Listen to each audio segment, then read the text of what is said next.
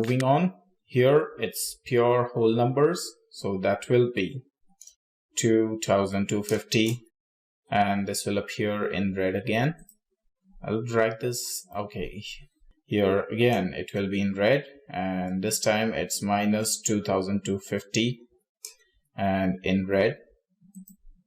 What else do we have? We have some decimals, so for the sake of decimal I need to get this 250, and this will be in brackets, the round brackets, again in red, and this format will show it as minus 2250.0 and also in red. So this is how I've given you a sample of how it looks like just by putting the color red before the format. This is how it will look like, and this is for your reference. We will apply exactly the same format over here. How do we do that? Now, whenever we define the number formats in Excel, customized number formats, it has 3 major sections. Although it has 4 sections, the 4th one is rarely used. We focus on the 3 sections. The first one is for positive number, where you define how the positive value should look like. That means specify one of these. Then it is about, you put a semicolon and then you come to the next format, which is for negative numbers. So that's negative values. And then a semicolon, then you need to specify how a 0 should look like. You have the same formats, whatever we have mentioned. For example, I need a positive value for it. Let me show you one example over here. I need a positive value with a comma separator, 0, semicolon. I need a negative value to appear something like this. So it's in red and a minus sign. So I say red. I use a minus sign and it's a comma separated one. Hash has 0. Let's say I do not want the decimals here. And then again, I put a semicolon. Now this time it's asking me, how do I want to show a perfect 0 value as? If I don't specify anything, a 0 will appear like a simple 0 as seen here. But at times you would have noticed that zeros are also represented by hyphens. So I can just put a hyphen. A perfect 0 will appear as a hyphen. Now, despite applying this format, if a 0 appears like a 0 and not a hyphen, that means that it's not a perfect 0. There are some more decimals. Maybe it could be like 0.000089 something. So at that time, even though it is rounded up to 2 decimals and it appears as 0.00, it's not a perfect 0. So this is how we specify the formats, wherein the first part is for positive numbers, how should they appear as, and then the next part after the semicolon is for negative numbers, and then again you have a semicolon and then explain how the perfect 0 will look like. Now you can copy this and apply it here as well. Let me show you how. I click on this, I highlight the cells which I need, all the cells, click on this or Control 1, come here, custom, under general over here. You could easily select any one of these, but we have a specially made customized one. So we can clear this off and paste whatever we have entered. That's right click, paste, and we get this, or Control V as in Victor as well. So let's click OK and see how this appears. Here we have it. Now let's say you need the negative numbers to appear in brackets. So, well, I would try on this row. Come here. Now you see we had selected red. Now instead of negative sign, I would use a bracket and enclose this format within the bracket.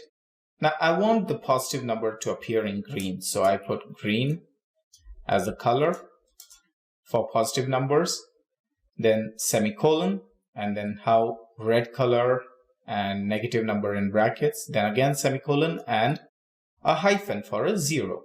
This is a standard format for customizing your numbers, the way how they look. Now I click OK and look. We have first one in green, second one in this, and probably I could have also set this to blue, and that's fine. We could apply the same thing. Let me show you. I go back again, highlighting all the 3 cells, and the 0 is replaced with a perfect 0 is replaced with a hyphen. So I might want this in blue. So we have this and hit enter. Well, it would be difficult to differentiate whether it's in blue, but here I would like to increase the font size and see if that's evident. Yes, you see, it's blue. Now moving on. By now I've explained you how the decimals would be placed. Okay, so let us put this up. Round up to 2 decimal places. Let's select this. Click on this. Keyboard shortcut Control-1 or the Control exclamation. Now here we already have this format. Well, just in case you do not want it to be rounded up to 3 decimals but 4 decimals, then you just need to add 2 more zeros towards the end. And notice how the output will look like here at the sample. It will just keep on adding zeros because there are no more decimal values there. So we just need it to true, but we also need the comma separator. In that case, we'll select this one. Okay. So in future, if there is a number longer than 1000, greater than 1000, then yes, the commas will automatically pop in there. Now convert to whole numbers, that means 0 decimals. You should be able to do this by now. Let me quickly do this. Control exclamation, custom. I'll type it again. And this indicates a whole number without any separator, and this is with the comma separator. I'll select this and click OK. Now show in the form of fraction. Now this is interesting. I select them, Control-1. We already have a format called fraction, and you see the fraction that you see over here, the numerator and denominator. Do you want it to up to 1 digit? Then it's 2:3 or 2 by 3.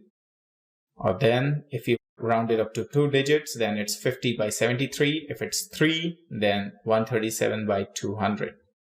So what exactly is the format for this? Click on custom, you will see it. Hash indicates any number.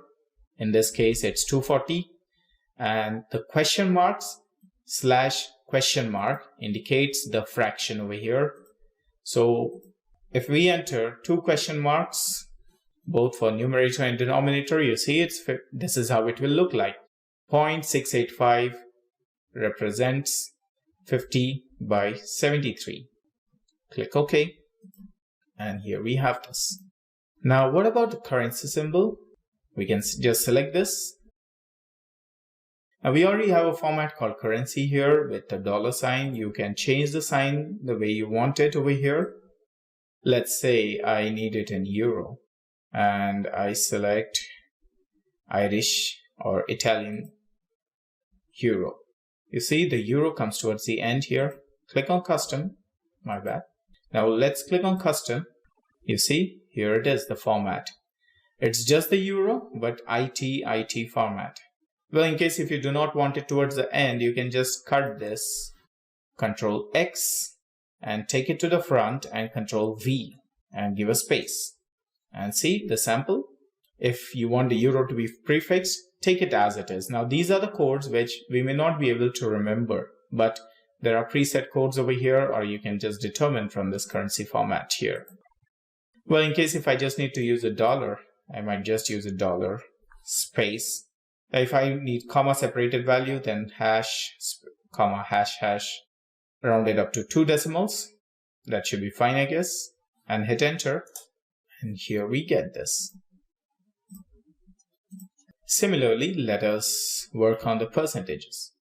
By now, you would have understood how to apply colors. Just as we have applied colors to numbers over here, it's exactly the same way how we can apply to percentages as well. Let me show you how with this example.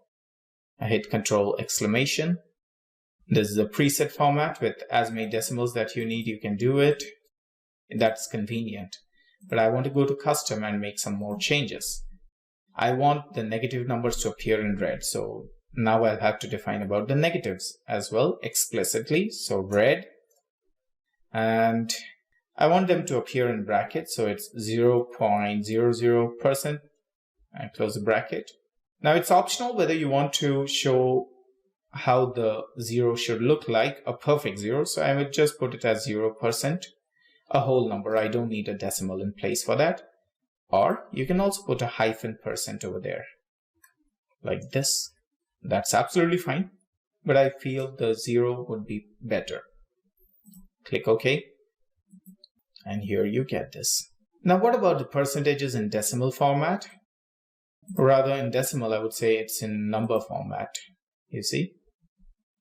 So let's see, I select this again. We can go to custom and we get this. We can select the format. If you need a 1000 separator, you have this, but that's irrelevant. So this makes a lot more sense. And probably for more precision, you might want to add some more decimals in place, something like this. I added up to 5 decimals and click OK. And here we have this. Well, that's how you can play with custom formatting, and it's fun once you get hang of that.